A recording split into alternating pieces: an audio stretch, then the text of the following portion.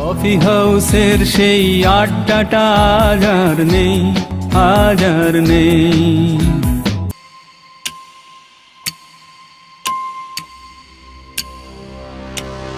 একটি গান, আর সেই গানের ভেতর লুকিয়ে থাকা কিছু চেনা চরিত্র, নিখিলেশ, মইদুল, ডিসুজা কিংবা অমল। দীর্ঘ ৩ যুগ ধরে এই একটা গান প্রতিটা বাঙালিকে এক অদ্ভুত নস্টালজিয়ায় ভাসিয়ে চলেছে।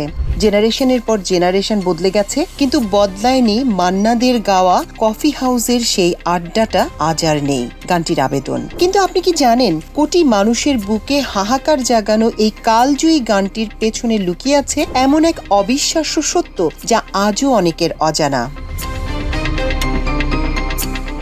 ফিরে যাওয়া যাক ১৯৮৩ সালে। গীতিকার গৌরী প্রসন্ন মজুমদারের কবিতা আর সুরকার সুপর্ণকান্তি ঘোষের জাদুকরী সুরে তৈরি হলো এক ইতিহাস। আমরা ভাবি কলকাতার বিখ্যাত কফি হাউসের টেবিলে বসে ধোঁয়া ওঠা কফির কাপে চুমুক দিতে দিতে হয়তো এই গান লেখা হয়েছিল। কিন্তু নির্মম আর সবচেয়ে মজার সত্যটা কি জানেন?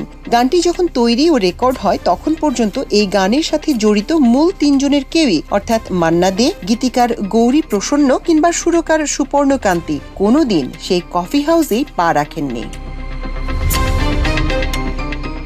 হ্যাঁ, আপনি ঠিকই শুনছেন, খোদ মান্না দে নিজেই তার জীবনের শেষ দিকে এক সাক্ষাৎকারে হাসি মুখে স্বীকার করেছিলেন, আমরা কেউই তখন কফি হাউসে যাইনি, পুরো বিষয়টি ছিল সম্পূর্ণ কল্পনা।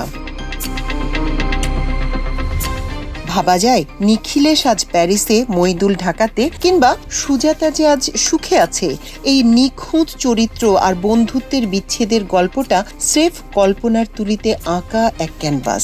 না গিয়েও মানুষের ভেতরে ভাঙনের শব্দকে এভাবে গানের রূপ দেয়া বোধহয় এই কিংবদন্তিরাই পারতেন। আজ তারা নেই, কিন্তু কোটি বাঙালির হৃদয়ের কফি হাউসে তারা অমর হয়ে আছেন। আপনার জীবনের কফি হাউস কোনটা? আর আপনার আড্ডার হারিয়ে যাওয়া বন্ধুদের মধ্যে আপনার নিখিলেশ বা মইদুলি বা কে? কমেন্টে তার নাম লিখে আজই তাকে মনে করিয়ে দিন।